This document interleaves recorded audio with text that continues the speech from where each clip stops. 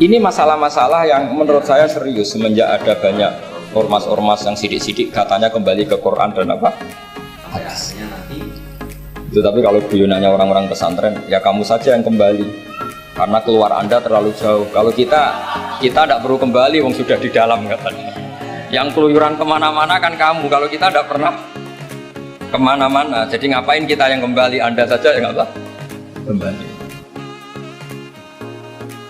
Assalamualaikum warahmatullahi wabarakatuh. Kembali lagi di podcast kami, podcast Millennial 4.0. Gimana Cak Bro? Apa kabar? Alhamdulillah, baik-baik ini. Alhamdulillah. Sehat juga ya? Alhamdulillah Sibuk sehat. apa?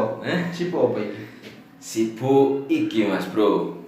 Wah, wake penggawean nih. Agak enggak. Kan new normal Mas Bro. New normal. Jadi kembali ke aktivitas semula. Jadi agak-agak sibuk lah. Ya lumayan lah. Syutingnya malam saja. Iya ini lama kan nggak syuting Cak Bro, terkait ada beberapa isu-isu yang viral sekarang lagi viral. Oh iya, yang apa sedikit-sedikit kembali Quran hadis. Betul. Gitu ya Mas Bro ya. Betul. Gimana pendapat Cak Bro tentang sedikit-sedikit kembali ke Quran itu? Gimana Mas Bro ya? Kalau secara logika Mas Bro, kita kan berada pada zaman milenial kayak sekarang ini Mas Bro ya. Ya. Kalau langsung ke Quran hadis, ilmu kita nggak mumpuni Mas Bro. Ya. Iya kan? Lah bagaimana bisa ya orang-orang yang seperti itu menyuruh, apalagi anak-anak kaum milenial untuk kembali ke Quran hadis? Betul Cak Bro. Kalau Mas Bro sendiri gimana kira-kira? Ya betul. Saya berpikirnya gini juga Cak Bro. Kalau kembali kepada Quran, ya siapa yang mengajarkan Quran itu secara logika juga atau secara ilmu kan pastinya itu adalah Rasulullah. Ya kan? Rasulullah turun ke sahabat. Ya, sahabat turun ke tabi'in, tabi'in turun tabi'in kan, kemudian sampai ulama-ulama kita, Imam Syafi'i kan, terus sampai guru-guru kita, Gus Baha, dari Bamun ke Gus Baha kan itu kan ada sanadnya, Sanad keilmuannya. Iya, nah dari itu kok ada pendapat orang mengatakan langsung kembali ke Quran. Coba. Makanya itu Mas Bro, apa ada kalau langsung kembali Quran sampai-sampai menghukumi cindil halal dimakan. Betul. Terus ada lagi yang itu apa itu? Apa? Yang anjing Ya, juga ya. Anjing juga. Terus yang hewan-hewan itu khalifah atau apa? Ya, ada juga viral. Lah itu kan efek langsung kembali ke Quran. Makanya masa ulama dikatakan hewan itu adalah sama dengan ulama juga. Itu kan lucu juga ya Bro. Makanya saya itu bukannya orang yang langsung misalkan dia punya ilham atau punya apa kembali langsung ke Quran. Ya mungkin bukan berarti 100% salah, tapi di era sekarang tidak mungkin sudah ada wahyu juga. Coba kalau dikit saya nggak usah guru, saya langsung kembali ke Quran, terus saya sholat. Ini lucu gini ada.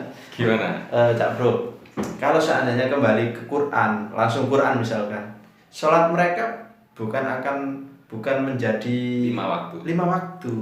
Sholatnya kan di Quran kan ada cuma 2. Ya kan waktu pagi dan petang. Istilahnya kan seperti itu. Langsung kembali ke Quran kan aneh. Sangat aneh ya Bro. Jadi kalau toh kembali ke Quran kemudian rentetan habis itu kembali ke hadis, ya kan, kemudian rentetan ke ulama-ulama kita, kalau emang sahih kan kenapa tidak kok malah disuruh langsung loncat ke Quran? Biasanya konslet Lah itu. ya, Iya. biasanya langsung konslet. Iya kan, logikanya listrik pasti ada arusnya, sehingga pasti ada perantara-perantaranya, tembaga mungkin perantaranya kan, itu kan secara listrik. Kalau langsung nyekel tegangan tinggi ke listrik, wah Konslet konslet sampai hitam. Jidatnya. Iya.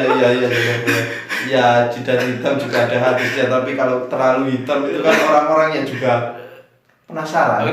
Caranya gimana? Iya, sudah, Cak Bro, itu tadi pembukaan dari kita, tapi kita tetap ngaji takdim sama beliau Gus Baha, karena beliau yang akan menjelaskan tentang masalah kembali ke Quran itu seperti apa. Ya, kita simak. Sehingga terus ada kaidah al-adat la yufidul hasr. Ini penting dalam ulumul hadis atau ulum usul fikih. Karena kalau nuruti adat, Nabi sering dawuh misalnya man shallal bardan dakhalal jannah. Orang yang sholat pada waktu dua dingin yaitu subuh dan asar dakhalal jannah. Terus kamu mau tidak sholat zuhur misalnya dan sebagainya. Nabi sering menyebut kebenaran, misalnya kebaikan adalah ini. Terus kamu tidak akan melakukan kebaikan yang lain, tentu tidak mungkin. Ini masalah-masalah yang menurut saya serius semenjak ada banyak ormas-ormas yang sidik-sidik katanya kembali ke Quran dan hadis. Itu tapi kalau guyonannya orang-orang pesantren, ya kamu saja yang kembali, karena keluar Anda terlalu jauh. Kalau kita tidak perlu kembali, wong sudah di dalam katanya. Yang keluyuran kemana-mana kan kamu, kalau kita tidak pernah kemana-mana, jadi ngapain kita yang kembali? Anda saja yang kembali. Jadi ini penting ya, penting sekali.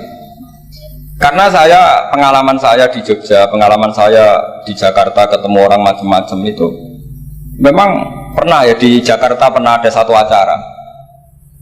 Ya acara seperti ini. Itu yang datang seorang kiai yang ya biasa pakai sarung, ada yang pakai celana. Itu pas mulai pegang mic ada separuh hadirin keluar. Alasannya gampang, belum tidak pakai sunnah rasul, karena kiainya tidak cingkrang. Itu sudah keluar separuh. Ketika saya ditanya, Bapak kenapa Anda masih mendengarkan mereka tidak ngikuti sunnah rasul, mereka tidak cingkrang. Kata saya gini, Rasulullah itu hafal Quran dan saya kebetulan saya hafal, jadi saya sudah ngikuti sunnah rasul. Jadi kalau Anda ingin sunnah rasul kayak saya harus hafal Quran. Kalau motong celana itu gampang kata saya.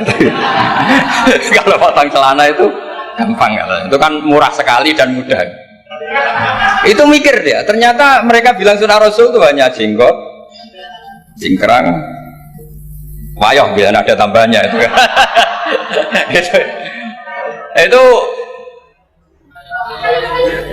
Nah ini saya tantang anak-anak Anwar 3 supaya ngikuti sunnah rasul yang keren, yang tantangannya berat, yaitu hafal berapa Gus tadi 3 juz itu.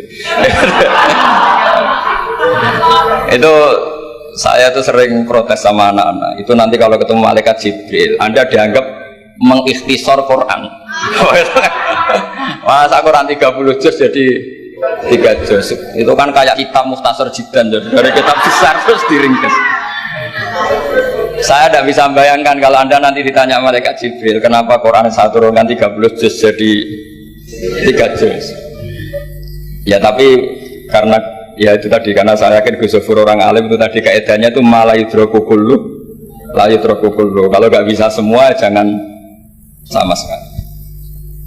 Ini sekedar pengalaman untuk anak-anak. Kalau di pondok Quran itu sampai deres kulhu itu buatan berani, karena dikira kayak sudah sampai 30 juz. Memang pondok Quran itu unik, anak-anak itu bisa lanya 2 juz 12, juz 13, tapi juz amma itu tidak hafal. Karena ketika menghafalkan itu tidak kober ngapalkan yang juz amma. Memang hafal betul juz 7, juz 8, tapi juz amma kadang tidak bisa, duha kadang tidak bisa. Imam Mitraweh kadang tidak bisa dia, karena dia besar kober, karena ngapalkan Quran itu kan berat. Pernah suatu saat saya itu tahlil jajar santrinya bapak itu, dia tahlil kulhu, ojo tahlil kulhu, itu juz 30, kayak apal 30 aja gitu. Jadi untuk baca kulhu itu memang harus urut setelah melewati juz 1, juz 2 sampai juz 30. Sampai seperti itu. Gayanya baca kulhu kayak wes apal juz 30. Sehingga di pondok Quran tuh gak ada yang berani terus juz 30 karena kesannya kan sudah. Iya, jadi itu tradisi yang mungkin iya mungkin beda itu. Saya sendiri juga agak seneng kalau ada santri kok terus juz 30 itu kok melete itu kok sudah. Nah ternyata di sini saya ketemu santri-santri yang jurus justru terus ini. Wah ini menurut saya ini agak masalah dalam tradisi saya ya, dalam tradisi kami. Jadi ya itu tadi karena cara pandangnya beda, jadi cara pandangnya beda. Tapi saya berkeyakinan memang saya sering ketemu Gus Iit, adiknya Gus Sofur itu, beliau sering cerita ke saya, Gus kalau bisa nanti sarang itu semacam kayak Islamic Center, karena kita tahu semua kayak apa alimnya Gus Naji, kayak apa alimnya Gus Sofur, alimnya putra-putra Mbah Mun, sesuai bidang spesifikasi ilmu masing-masing. Saya sering dinasihati yai bahwa semuanya itu ada ilmunya. Tadi misalnya Anda tidak tegas sama orang fasik, itu ada ilmunya, karena mungkin kita tawaduk la nadri ma yuhtamu bihi, kita tidak tahu si fasik tadi yuhtamu bi apa, kita tidak tahu. Kita sendiri nggak pernah yakin kalau kita nuhtam misalnya bi husnul khotimah. Saya kalau di Jogja ketemu orang liberal, ketemu orang macam-macam, saya pakai ilmu itu. Tapi kalau saya ngaji di pesantren pakai ilmu at-tafriq bainal haqqi wa bainal batil. Kalau santri baik ya tak puji, kalau yang nggak baik ya. Tapi yang jelas nggak tak saboyong. Karena pada saya bilang tidak punya adat boyong. Kata bapak, hak kena keramat, santri sing beling dilalap boyong, tapi jogeman boyong gitu. Jadi berarti karena kalau musuhnya boyong berarti tidak keramat karena pakai pakai kriteria fikih tadi, pakai. Ini penting saya aturkan karena jangan sampai khazanah kearifan wali songo yang kancanan orang macam-macam. Ada 7 hari ya diterima, 40 hari ya diterima. Zaman itu ya nggak diterima sebagai khurafat kita ya enggak. Sehingga menurut saya wali songo itu adalah panutan di mana itu semuanya diselesaikan bil ilmi, bukan karena emosi aksi reaksi itu enggak, semuanya bil ilmi. Saya pernah baca kitab Al-Minanul Kubro karangannya Imam Sa'roni. Beliau cerita sebagian ilmu itu sudah keluar dari afdholiyah karena satu kondisi. Misalnya sebaiknya amal itu sirron. Tapi kenapa guru-guru kita Mbah Mun sendiri sering pengajian besar, Gus Sofur banyak lah yang mau acara besar. Saya sampai sekarang nggak pernah punya acara besar. Wiling-wilingan saya yang pengagum sirron gitu. Tapi ternyata di kitab-kitab kita kata Abdul Hasan Asadili mengatakan a'linu bito atikum kama yatadzoharu ghairukum bil ma'asi. Maksiat di Jakarta di mana-mana begitu ekstrim, dangdut begitu terbuka, diiklankan besar-besaran. Tapi kalau pengajian nggak besar-besar, dulu itu pengajian itu nggak ada yang besar karena mahal. Dulu orang soleh itu ciri utamanya adalah khifatul ma'unah, biayanya sedikit. Sekarang karena mereka besar-besaran menyebarkan maksiat, kita akhirnya kata Abdul Hasan Asyadili, kamu kalau to'at harus iklan, a'linu bi to'atikum, kalau to'at harus dipertontonkan. Sehingga senang saya misalnya tadi dipertontonkan anak-anak ahli bahasa Arab sampai Abu Jahalnya saja bisa. Wah itu kan satu prestasi yang luar biasa. Kalau Abu Jahalnya saja alim, apalagi yang tidak Abu Jahal. Apalagi Abu Jahalnya tadi sopan. Wah itu bagus sekali itu. Itu pasti Abu Jahal kecewa itu diperankan orang yang sopan. Itu udah gue banget katanya. Itu pasti kecewa. Abu Jahal itu pasti kecewa. Jadi ini penting ya, karena kita punya guru yang al-mutabakhir seperti Mbah Mun, seperti Gus Sofur. Jadi kita harus baca kitab itu banyak. Oke, ada haram yang kita tegas, ada halal yang kita tegas. Misalnya al-halalu bayyinun wal haramu bayyinun. Tapi selalu ada masalah yang wa bainahuma umurun mustabihatun. Ada sesuatu yang memang dari awalnya nggak jelas. Kalau sesuatu itu tidak jelas, kita harus bersikap nggak jelas. Jangan sesuatunya nggak jelas, kita sikapnya jelas. Ini penting kolaborakan karena sekarang tuh orang banyak yang ekstrim dengan dalih ilmu. Kadang dengan dalih qala Allah Ta'ala, qala Rasulullah. Itu pesannya Sayyidina Umar.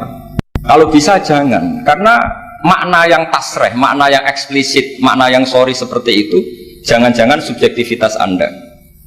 Seperti tadi si Ustadz tadi, ketika dia tegas, dia seakan-akan bawa mandat Tuhan kalau saya harus ulil haqqa walau kana murron misalnya seperti itu. Tapi setelah diingatkan Harun ar-Rasyid bahwa Musa yang termasuk afdalul khalqi tentu termasuk orang-orang pilihan, ternyata masih disuruh sopan hanya kepada siapa? Fir'aun. Gimana Cak Bro tadi? Ya pastinya jelas sekali ya ulama-ulama kita untuk menjelaskan tentang kembali ke Quran dan hadis. Betul. Jadi Jadi kesimpulan dari Cak Bro gimana kira-kira? Ya, kalau bisa ya, bukannya kalau bisa, tapi ya memang harus secara urutannya ya. Kita belajar kepada ulama, ulama kepada ulama, sampai akhirnya nanti ke sahabat, ke Rasulullah kan. Betul, ya saya sepakat dengan Cak Bro. Jadi itulah kesimpulannya. Maka pertemuan podcast pada malam hari ini kita tutup dulu, bersambung materi-materi yang akan lebih wow. Wow. Ya, pokoknya wow, ilmu. Terima kasih, kami Mas Bro Dan Cak Bro. mengundurkan diri. Assalamualaikum warahmatullahi wabarakatuh.